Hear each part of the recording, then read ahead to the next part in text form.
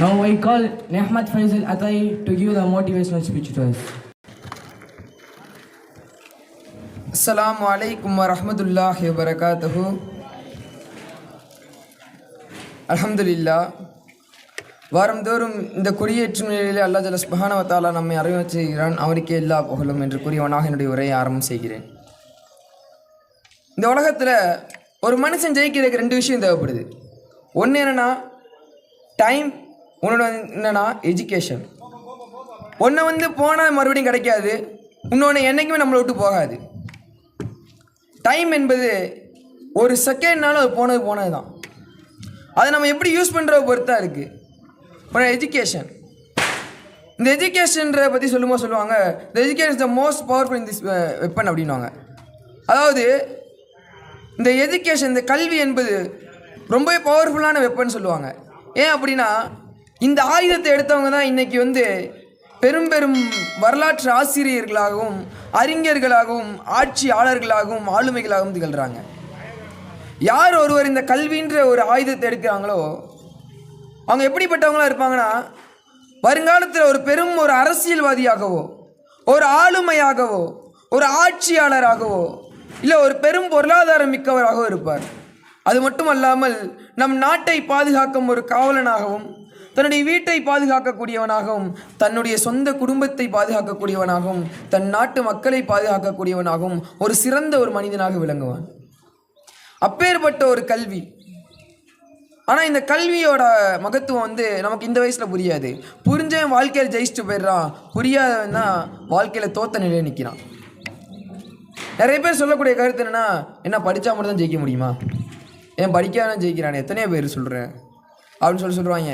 காமராஜர் படித்தாரா, ஏன் பில்கேட்ஸ் படித்தாரா, ஏன் சச்சின் டெண்டுல்கர் தான் படித்தாரா, அவங்களாம் வாழ்க்கையை ஜெயிக்கலையா, அவன் படித்தானா இவன் படித்தான்னு கேட்டு தான் படித்தோமா இல்லையான்றதை மறந்து போயிடுறாங்க. படிக்காமல் வாழ்க்கையில் ஜெயிச்சவன் 10 பேர் தான் சொல்லலாம், 11 யாரையும் சொல்ல முடியாது. ஏன்னா படிக்காமல் ஜெயிச்சவன்றது கம்மி தான், படித்து ஜெயிச்சவங்க 10 பேர் என்ன 10 லட்சம் பேரை கூட சொல்லலாம். அதனால் எஜுகேஷன் ரொம்ப ஒரு முக்கியமான ஒன்று. அந்த கல்வின்ற ஆயுதத்தை கையில் எடுத்தவன் தான் இன்னைக்கு நம்ம வரலாறுகளில் பேசக்கூடிய பெரும் பெரும் ஜாம்பவான்களாக இருக்காங்க. அந்த கல்வின்ற ஒரு மனுஷனோட வாழ்க்கை ரொம்பவே முக்கியமானது. படிக்காதான் ஜெயிச்சவன் அப்படின்ட்டு சொல்கிறதெல்லாம் நம்மளுடைய வாழ்க்கையில் திசை திருப்புறதுக்காக நம்மளை சொல்லக்கூடிய வார்த்தைகள்.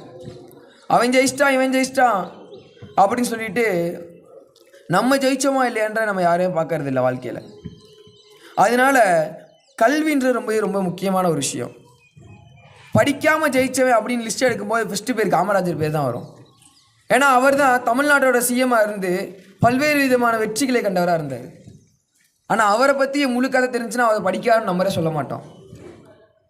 அவர் அதனால தான் படிக்காத மேதைன்றாங்க. அவர் படிக்காத எங்கன்னா அவர் ஸ்கூலில் தான் படிக்கலை, ஆனால் அவர் வரலாற்றுகளையும் நூலகத்தின் நூல்களையும் கற்றிருந்தார். அவர் சாகிற தருணத்தில் கூட செத்ததுக்கு அப்புறமா கூட அவர் தலைமாட்டில் இருந்தது ஹிட்லர் தான் கைப்பட எழுதிய தன்னுடைய வரலாற்றான இங்கிலீஷ் புக்கை வச்சுருந்தார். இது காமராஜரை பற்றி சொன்னோம்னா, அதாவது ஒரு பெரிய கட்சி மீட்டிங் இருக்கும்.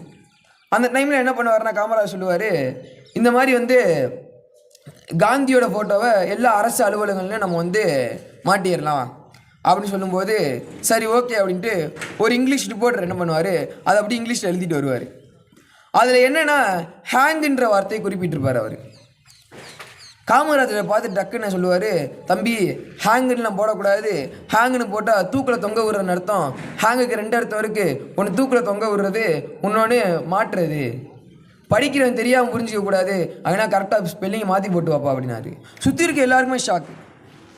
ஏன்னா படித்த பட்டதாரிகள் இத்தனை பேர் இருக்க இந்த இடத்துல, பெரும் பெரும் அறிஞர்கள் இருக்க இந்த இடத்துல 5ஆம் கிளாஸ் கூட தாண்டாத காமராஜ் எப்படி அழகாக இங்கிலீஷோட கிராமர் சொன்னார் அப்படின்ட்டு. அதனால அண்ணன் காமராஜுக்கு படிக்காத மேதைன்ற பட்டம் கிடச்சிச்சு. இந்திரா காந்தின்ற இதில் பேசினார், ஹிந்தியில் தான் பேசினார்.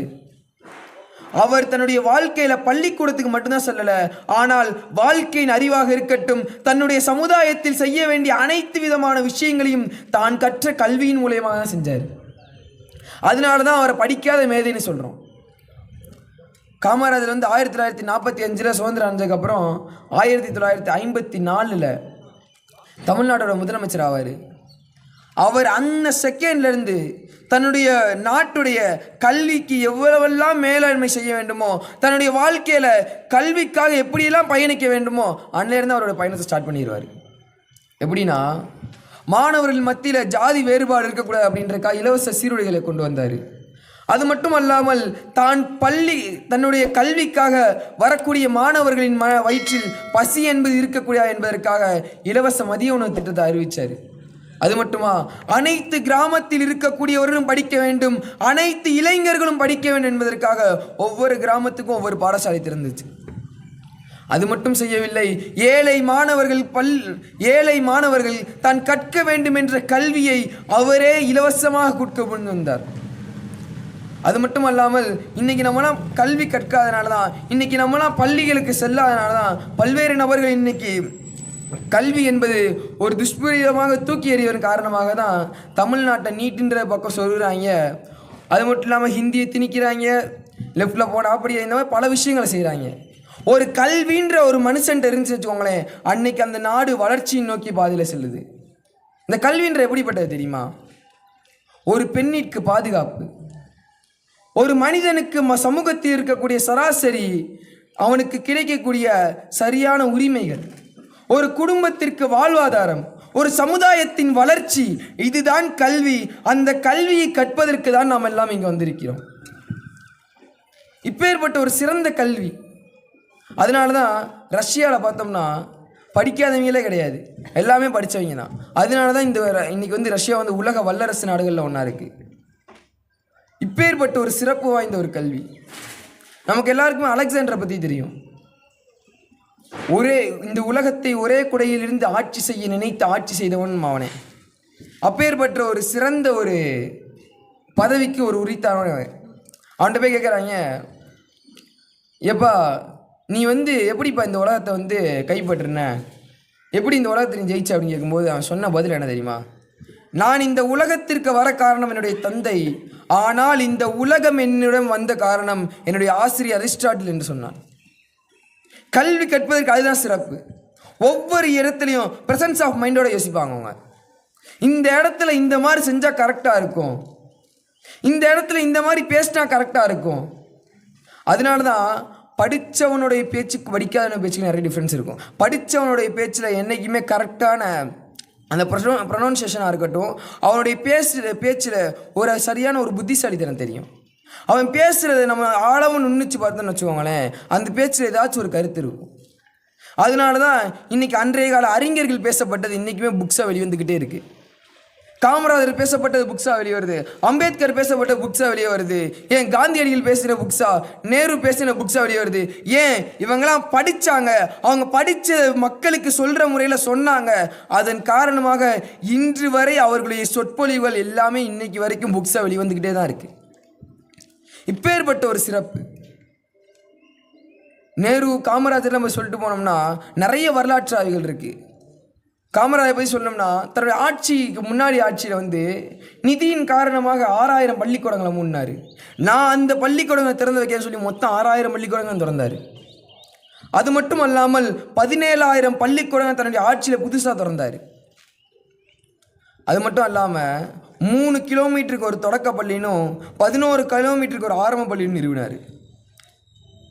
இது மாதிரி பல்வேறு விதமான விஷயங்கள். ஒருத்தன் வாழ்க்கையில் படிக்க முடியாதுன்னு நினச்சாலும் முடியாது தான்.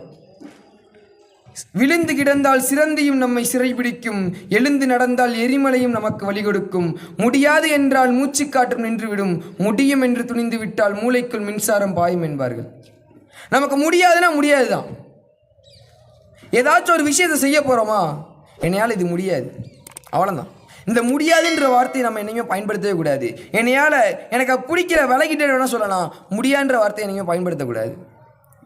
இப்போ நம்ம பொதுத் தேர்வு எழுதுகிறோம், அரசு வேலைவாய்ப்புக்காக சில போட்டித் தேர்வுகள் எழுதுகிறோம், அது நம்மளும் ட்ரை பண்ணுறோம், வர மாட்டேங்குது, நல்லா ட்ரை பண்ணோம், பல வருஷமாக ட்ரை பண்ணுறோம், வரலை, அடுத்து ஸ்டிப் பண்ணிட்டு போவாங்க வழியே, என்னையா முடியலை அப்படின்னு போயிடக்கூடாது. ஏன்னா இந்த கேரக்டர் என்பது இந்த விஷயத்தில் மட்டும் இல்லாமல் எல்லா விஷயத்துலையும் வர்றோம். முடியலை அப்படின்ட்டு இன்றைக்கி போட்டித் தேர்வு வேணான்ட்டு விட்டுட்டேன், என்னையா முடியலன்ட்டு, அடுத்து வேற ஆச்சு யூபிஎஸ்சி போகிறேன்னு வச்சுக்கோ, அவன் டிஎன்பிஎஸ்சியை விட்டு, அது இதோட கொஞ்சம் கஷ்டமாக இருக்கும்.